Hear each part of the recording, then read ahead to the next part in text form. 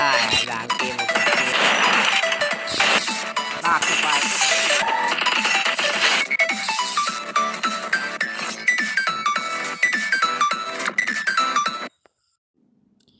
สบายดีทานผู้ส้มมาคบกับข้าพเจ้าอาเตยทีวีซึ่งมื้อนี้เฮาก็มาดิเกมฟรีไฟอีกแล้วเนาะซึ่งมื้อนี้ก็มากับไผนอน่าจะแบบมากับผู้ใดวะคุ้นๆนี่เบอร์2นี่วะ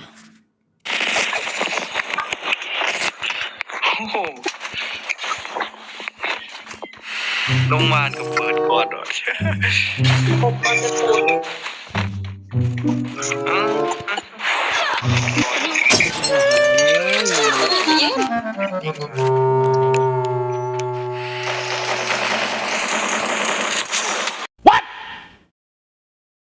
What the fuck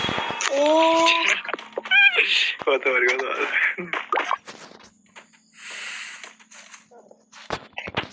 โอ้ย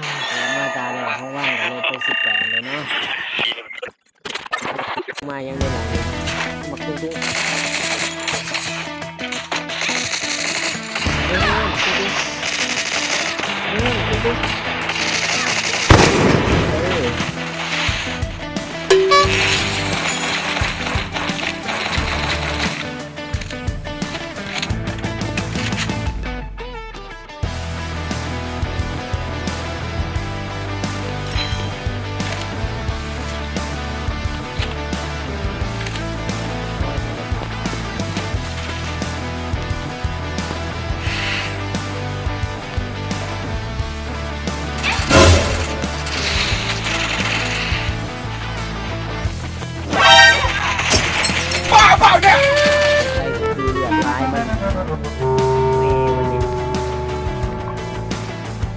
เดียวก็บ่ได้มันเจ้าเมื่อยตาแม่เลยโอ้ถือมันตัวเดิมบ่ลง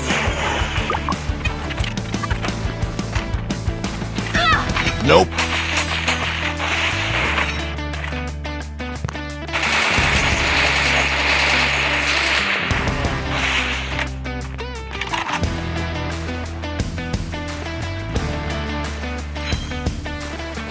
มุ่งหน้าไปที่อาคารนี้เข้าวงเร็ว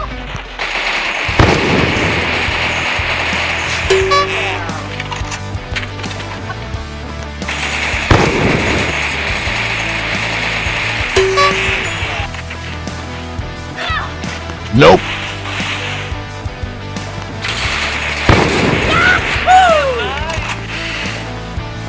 เรียบเลย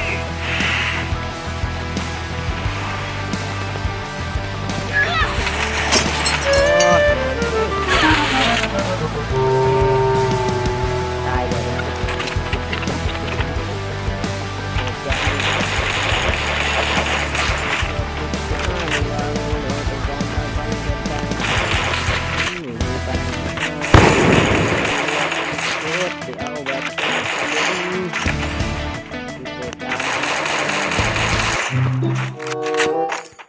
เฮ้ย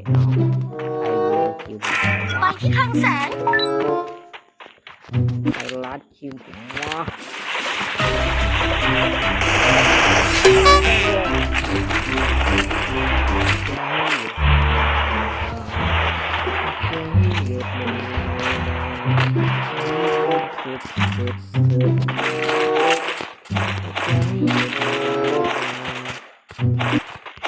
ตอนนี้หยุดบ่ได้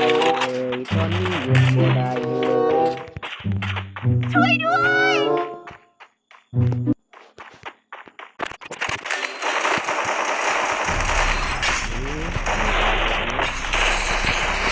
Nope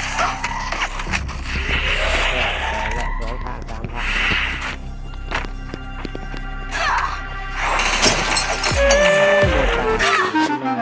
นี่ท่านผู้ชมเอ้ยทีมผมไม่มีลามวะ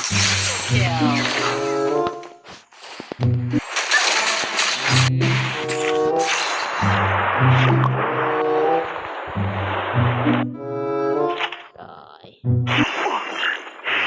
ดูซุป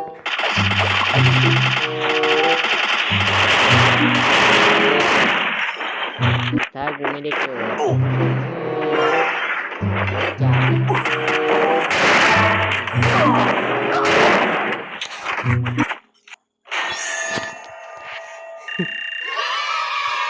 วก27บวกโคตรหนุก18บวก27อร่อยวะเกินเลยกูเห็นมันอยู่นะมึงนี่ไปใช้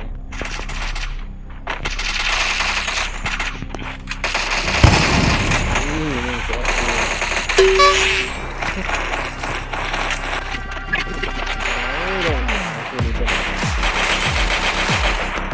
Nope.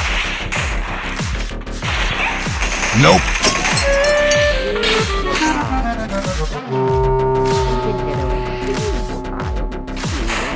ตายแล้วนะวะโอ้ทำผู้ส้มจับตุ่มนี่โคตรเลย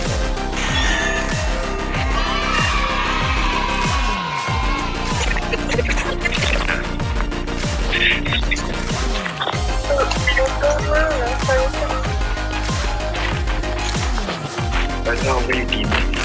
Nope.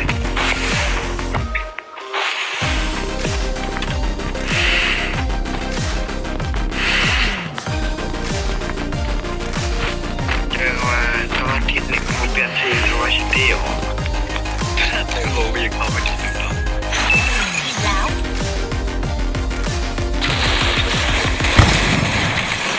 เพื่อว่าชิตี้ออกวันนั้นปิว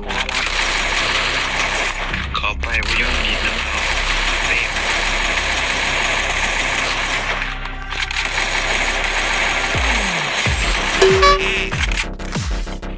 สารัดผิวมันได้มันแต่ยังมาลัด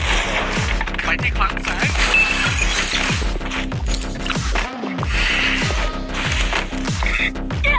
Nope. ทางตัวเอง วัน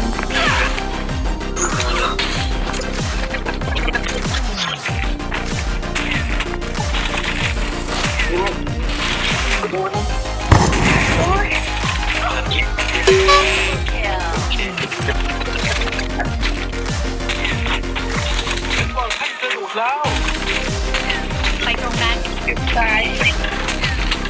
พื่อนเลย เก็บ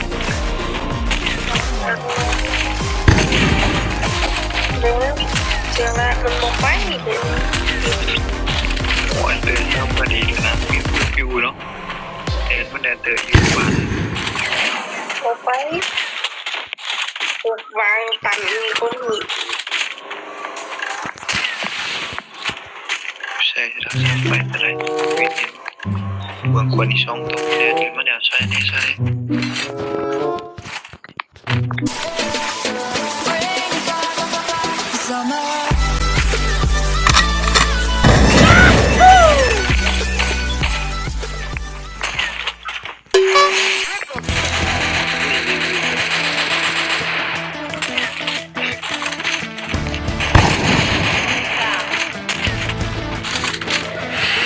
ยังมีความโชคดีแต่ โอ้ย ก็ยังจะเป็นชนะ เ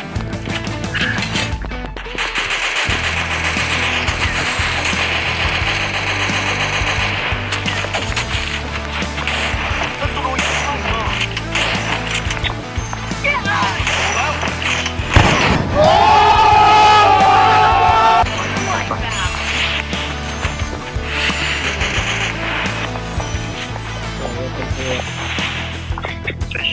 พ ใช่ตัวถ่ายใช่เดี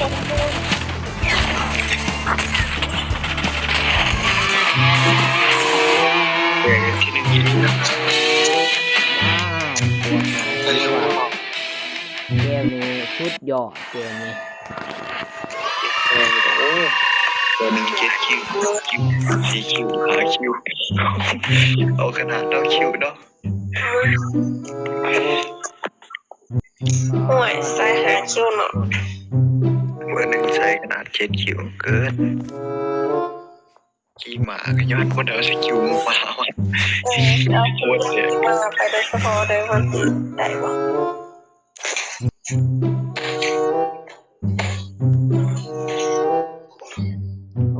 านผู้ชมสำหรับคลิปนี้ก็บ่มีหยังหลาย เขาจะ เนาะ สกิลขี่ ไป ม้า แล้ว ไป บ๊ายบายเจอกันคลิปต่อไป